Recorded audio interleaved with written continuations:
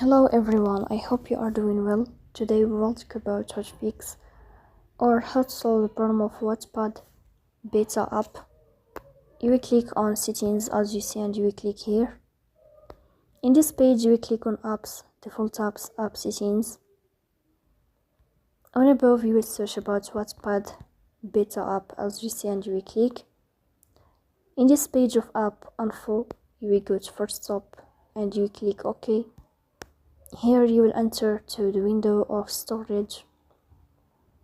Then here you will click on clear cache.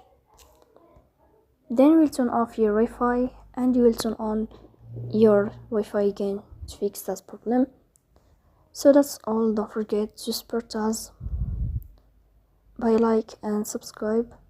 See you next time and thank you for your watching and your attention.